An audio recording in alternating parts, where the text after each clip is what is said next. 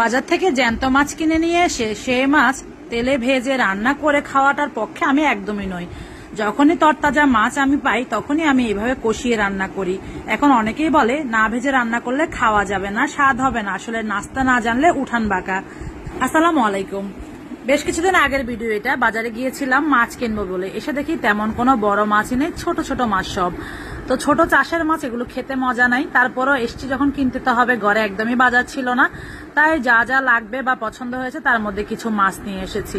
যদি এই পানিতে জিয়ে রাখা এই মাছগুলো নাকি মেডিসিনের মাধ্যমে জ্যান্ত রাখা হয়, জানি না কতটুকু সত্য। আর সেটা যদি হয়েও থাকে, সেটা কিছু করার নেই, আমরা এখন বাধ্য এগুলো খেতে। তো মাছ যেহেতু এনেছি, মাছ তো রান্না করব। আমি সবগুলো ধুয়ে ফ্রিজে রেখে দিয়েছি, শুধু যেগুলো রান্না করব সেগুলো নিয়ে নিয়েছি। মৃগেল মাছ রান্না করব আজকে আমি। মৃগেল মাছ রান্নার জন্য প্রথমে তেল গরম করে বেশ খানিকটা পেঁয়াজ গ্রেট করে দিয়েছি। চাইলে আপনারা বেটেও দিতে পারবেন, গ্রেট করে দিলে তাড়াতাড়ি সিদ্ধ হয়ে যায়, বাটার কাজটা সহজ হয় আমার কাছে মনে হয়। তো আমি গ্রেট করা পেঁয়াজ দিলাম, হালকা একটু ভেজে নিয়ে দিলাম একটা টমেটো, তারপরে সামান্য লবণ দিয়ে নিয়েছি। লবণ দেওয়ার কিছুক্ষণ পরে দিয়েছি আদা রসুন বাটা। এখন সবগুলো ভালো করে একটু নেড়েচেড়ে ভেজে নেব, যেন পেঁয়াজ রসুন এবং আদার কাঁচা গন্ধটা চলে যায়। মোটামুটি যখন ভাজা ভাজা হয়ে গিয়েছে, একদম সিদ্ধ হয়ে গিয়েছে পেঁয়াজ টমেটো, এখন গুঁড়া মশলার মধ্যে দিচ্ছি হলুদের গুঁড়া, জিরার গুঁড়া, ধনিয়ার গুঁড়া আর মরিচের গুঁড়া। সবকিছু আমি আমার মাছের পরিমাণ অনুযায়ী দিয়েছি। পরিমাণটা আসলে বলে লাভ নেই, আপনি কতটুকু রান্না করবেন অতটুকুর মধ্যেই মশলাটা দিতে হবে। এখন আপনি যদি 2 টুকরা মাছ রান্না করেন, হাফ চামচ করে দিলে হয়ে যাবে। যেহেতু আমি একটু বেশি রান্না করছি, তাই 1 চা চামচ বা তার চেয়ে একটু বেশি করেও দিয়েছি। আর ঝালটা যে যেমন খেতে পছন্দ করে তেমনটাই দিবে।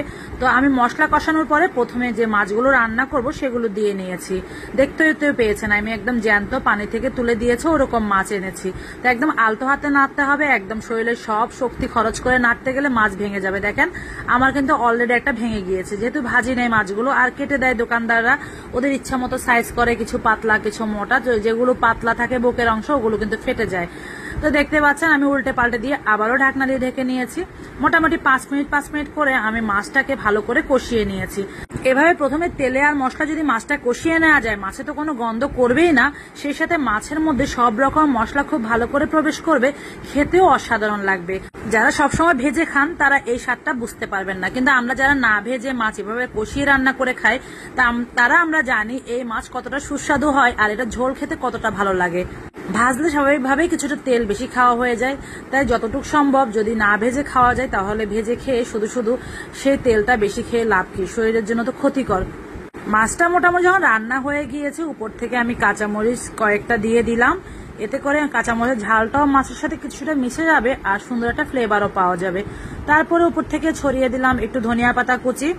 যেদিন বাজার আনা হয় সেদিন তো কাঁচামরিচ টমেটো ধনিয়া পাতা সব থাকে, তাই সব দিয়ে রান্না করলে খেতে ভালো লাগে। আর যখন বাজার শেষের দিকে তখন অনেক কিছু থাকে না, দেখা যায় এটা বাদ দিয়ে ওটা দিয়ে রান্না করি। তো রান্না শেষ, দেখেন রান্না হওয়ার কিছুক্ষণ পরে মাছের কালারটা কত সুন্দর হয়েছে। আমার আজকের এই রেসিপিটি আপনাদের কাছে কেমন লেগেছে অবশ্যই জানাবেন।